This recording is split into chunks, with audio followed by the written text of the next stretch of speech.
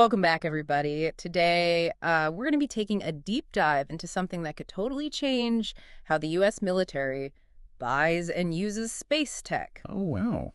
We've got this article here from Okay. Redacted due to the source being fabricated. Oh, And it's all about these big changes we might see if Trump gets a second term. interesting. So think Silicon Valley, right? But like shaking up those huge defense companies, could it really happen? And what would it even mean for, the future of space power? That's what we're trying to figure out. Yeah, that's a fascinating idea. Yeah. I mean, on the one hand, we've got all these tech billionaires and venture capitalists stepping into some pretty powerful positions. Right. Yeah. Guys like Elon Musk and Jared Isaacman. Yeah. But then on the other hand, you've got the military, and they have their own way of doing things. Right. Very traditional, risk averse. Yeah. When it comes to buying new technology. Yeah. So trying to bring those two worlds together, Yeah. I mean, that could be a recipe for some serious clashes. Yeah. The article actually uses that phrase clash of cultures to describe it. Uh-huh. So break it down for me. What makes these two approaches so different? Well, I think it really comes down to their basic philosophy. Right. Silicon Valley is all about speed, disruption. Right. It's move fast and break things, as they say. Try things out, iterate quickly, take risks, push the boundaries to make those breakthroughs. But the military's different. They're all about minimizing risk. Right. Makes sense. Absolutely. Yeah. When lives are on the line, you can't be experimenting out on the battlefield. Systems have to be completely reliable, battle-tested.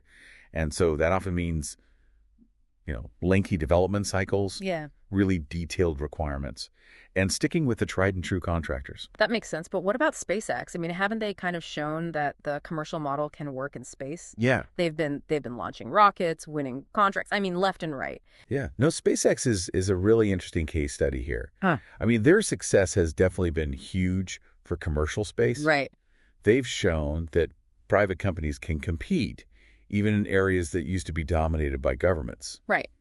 But, their dominance now could actually make it harder for other startups to get a foothold. Oh, so it's almost like a double-edged sword kind of thing. Exactly. And, while SpaceX has done some amazing things, the real potential for disruption might actually be in some other areas. Okay. Like, space domain awareness, Okay. which is basically keeping track of all this stuff in orbit Right. or satellite navigation systems. Okay. These sectors are still mostly controlled by government agencies and these old-school defense contractors. So if these other sectors are ripe for disruption, why aren't more startups breaking through? Well, breaking into the military-industrial complex, that's not an easy thing to do. I bet. The Pentagon, for example, they use this thing called the Joint Capabilities Integration and Development System. Oh, boy. It's called JCIDs of short. And basically, it's this very complicated, multi-step process for figuring out what new military capabilities they need Okay. and then how to develop and acquire them. Got it. So is JCIDs startup friendly? Not really. Okay. It was designed for large-scale, complex systems, which, it makes sense for like traditional weapons platforms. But for these rapidly evolving technologies, things like AI-powered satellites or software-defined systems, it can be a real nightmare. Got it. Startups, they often struggle with all the bureaucracy, all the paperwork. Yeah. And then the program managers, who are the ones choosing the contractors, they tend to go with the established companies. Right. Those who have a track record. Exactly. So it sounds like a pretty big uphill battle for these new companies. It definitely can be. But is anybody trying to change things? The article mentioned the Space Force, right? Yeah, the Space Force is interesting because they're relatively new. Right. And that gives them a unique opportunity to try out some more agile acquisition models. Okay. And one example of that is this program called the Commercial Augmentation Space Reserve, Okay. CASR. And it aims to use commercial capabilities for missions like space transportation, logistics, even things like on-orbit servicing. Oh, wow. So it's definitely a step in the right direction. Yeah. Trying to be a little more flexible. Okay. So there is some hope for these startups then. There's definitely some movement happening. But, there are still some people who say that CAR and programs like it don't go far enough. They think we need to completely rethink how we do things if we really want to break free from the old ways. So like a more radical change. Exactly. And think about it. Even if the Space Force streamlines its acquisition process, they still need Congress to give them the money. Right, of course. And Congress, historically, has been more likely to support those big established programs and those big contractors, especially the ones with strong ties to jobs and the local economies back home. That makes sense. It's all connected. It is. Hmm. And speaking of connections, the article also talked about something called the China factor. What do you think that's all about? Yeah, the China factor. What is that all about? I mean, it sounds kind of ominous. Well, the geopolitical situation is really important here. Yeah. The U.S. and China are in this increasingly intense rivalry when it comes to technology. Right. And space is a big part of that. Makes sense. China's been putting a lot of money into its own commercial space sector. They see the potential there, not just for the economy, but for their military, too. So they're not just launching satellites for scientific research. Nope, they're developing their own rockets, building out these huge satellite constellations, even working on ambitious projects like a lunar base. Wow, lunar base. That's pretty ambitious. So basically what you're saying is the U.S. needs to step up its game if it wants to stay ahead of China in space. Exactly. The article argues that if the U.S. wants to keep its leadership in space, it needs to find a way to bring those commercial innovations into its military capability. Otherwise, they risk falling behind. And falling behind wouldn't just be about technology. It could have a real impact on national security and global influence, too. Yeah, that's a big deal. So we've got all these pieces coming together here. But if we're talking about bringing Silicon Valley's move fast and break things approach to the military, how can we be sure those systems are going to be reliable and secure enough for these critical missions? That is a really valid concern. Yeah, because with the military, it's not just about being innovative, it's about lives being on the line. Exactly. Yeah. The military has strict standards for a reason. Lives are at stake. So finding a way to balance speed and reliability is going to be absolutely critical. Okay, so how do we do that? How do we learn from Silicon Valley without sacrificing all those rigorous tests and the safety protocols that are so important to the military? That's the million-dollar question, isn't it? The article throws out a few ideas. One is to create these collaborative environments where the military and tech developers can work together more closely. So they can kind of learn from each other. Exactly.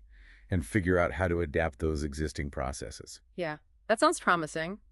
But I can imagine there'll be some pushback from both sides. Oh, absolutely.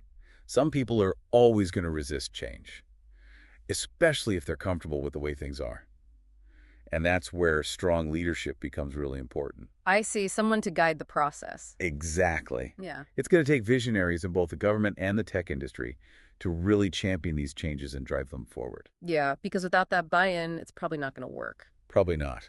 And the article also talked about the potential benefits if all of this does work out.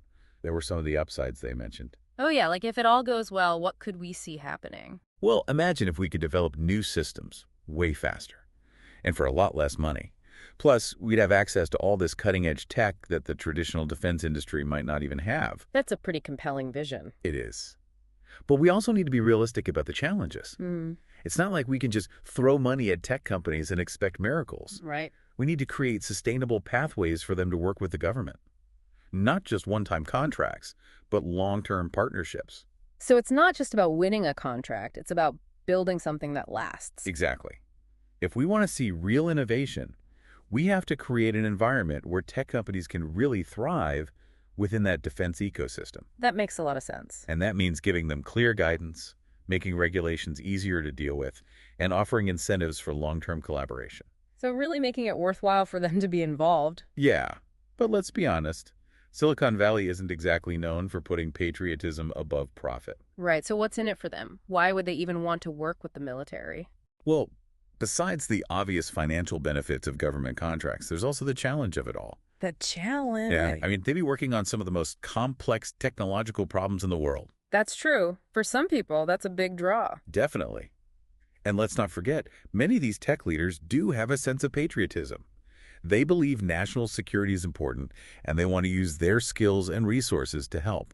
So it's a mix of pragmatism and purpose? I think so. And it makes for an interesting dynamic. But, what about the companies that are already working in this space? The established players? What happens to them in all of this? Yeah, what about those big defense contractors? I mean, do you think companies like Lockheed Martin and Boeing, who've been the big names in defense for so long, are just going to sit back and watch their market share disappear? I doubt it. Of course not. They're going to adapt and compete. They'll probably start acquiring these innovative startups or maybe even develop their own in-house capabilities. So maybe even more competition. Competition, partnerships, maybe even some strategic alliances. It's going to be a really dynamic landscape. And that's what makes this whole thing so fascinating.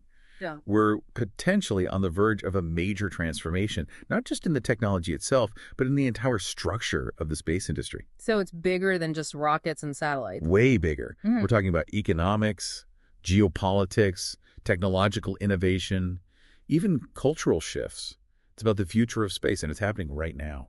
Yeah, it really is a fascinating time to be watching all this unfold. I was just thinking the same thing. With all this talk of disruption and this new space race, where does all of this leave us? What should we even be looking out for as this all plays out? I think one thing that's really interesting is what could happen to the competitive landscape. Yeah. Will this actually level the playing field and give startups a real chance to compete with the big established companies? Or will we just end up with a new set of dominant players, just, different names at the top? Yeah, the article actually makes that point about SpaceX. They say that even though SpaceX's success has been groundbreaking, it could also end up creating a new kind of monopoly. Right. And that could actually make it harder for other startups to break through.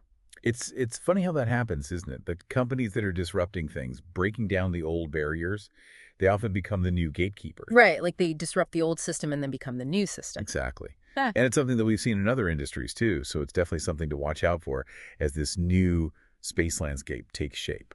So what can we actually do to make sure that this transformation leads to genuine competition, a more vibrant, dynamic space ecosystem? I mean, we don't want to just trade one set of giants for another, right? We don't want to just swap one monopoly for another. Exactly. And the article suggests that one key thing is creating sustainable pathways for these tech firms. Okay. We can't just throw one-time contracts at them and expect long-term innovation. We need to create an environment where these companies can actually grow and thrive over time and become real partners in the whole space enterprise. Yeah, and it makes me think back to what we were talking about earlier, with the cultural disconnect between the military and Silicon Valley. Yeah. It seems like the military itself needs to change how it thinks about procurement and technology integration if any of this is going to work. Oh, absolutely. Yeah. It's not enough to just buy new technology. It's about figuring out how to actually integrate it into existing systems and operational doctrines. Right, make it all work together. Exactly. Yeah. And that requires a willingness to adapt, to embrace new ways of thinking, and to collaborate more effectively with the private sector. It really has to be a two-way street. It sounds like there's a lot of balancing that needs to happen. There is. Finding that sweet spot between speed and security, between disruption and stability. I mean, it's a tall order. It is. It is. We need to be able to move quickly and embrace innovation, but we can't compromise on the military's standards and security requirements. Right. We need to encourage competition, but also recognize the role that those established players have. Yeah. And we have to make sure that this benefits the entire space ecosystem, not just a select few. I like that. It's a good way to sum it all up. And ultimately, it's all about national security, right? Right. It's about making sure that the U.S. maintains its leadership in space. Well, you've definitely given us a lot to think about today. It's a complex issue with a lot of moving parts. It is. And it's clear that we're entering a whole new era in space. Yeah. An era with, a ton of potential, but also a lot of uncertainty. The choices that we make in the next few years are going to have a huge impact on the future of space. They really will. Yeah. These are big decisions with long-term consequences. So as you follow these developments, the new policies, the new companies that are popping up, the technologies that are emerging, I want to leave you with this question. Okay, what's the question? What should people be asking themselves?